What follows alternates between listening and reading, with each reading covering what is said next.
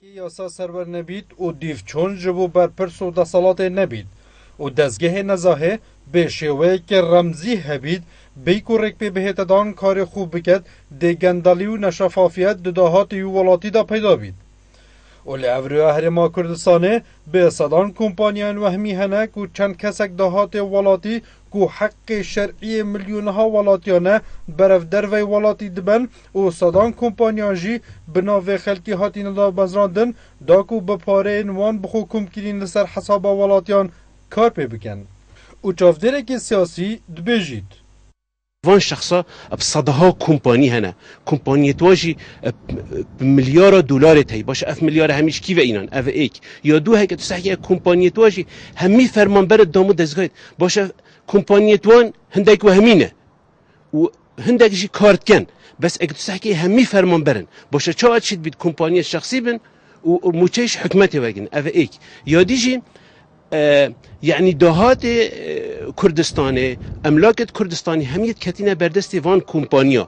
هر وصار ريفبريا كومپانيا لدهوكي ددتا خويا كرن کو چه کمپانیان آشوپینینن بله هاتنا قیرانان کارتی کرنکا زور لی کمپانیان کریه کمپانیت وهمیمه کمپانیت وهمینین الپارزگاه دوکه هر کمپانیا که هاتی دامزراندن ناوی مساهمت بیمیتین شریکی بیمیتین گل اجراعات کمپانیت هات ندامزراندن و جنسی عراقی و احوال و هر تشتاك بي تي في بالبلجت بي تي في يتين الدافع نسبة في قيراني وبرينا بالجيش شلا حكومة بغداد و هاتنا داعش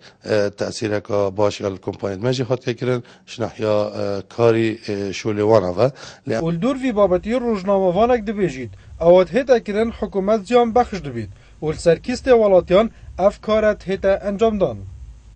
چه بنویتن هرما کورسانه ما کمپانیات وهمی هبوینه چه تسجیل کردی بند چه تسجیل کردیش نبن اوه تسجیل کردی مثلا مدیتن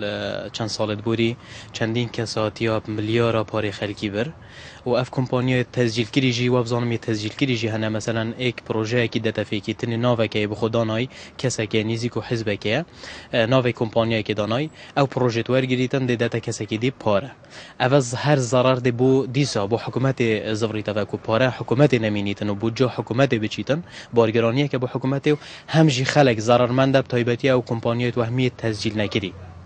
لسنور پارزگاه دهوکی 3345 کمپانیا هاتینه دامزراندن و چافدر و روجنامه‌وان دبیجن کمپانیان آشوپی هنک و هندک کمپانیا به ناو هندک کسم بالا دست کار دکن و همیجی لسرکیست دهات ولاتین هرما کردستانه. ربرشالی بادینانساد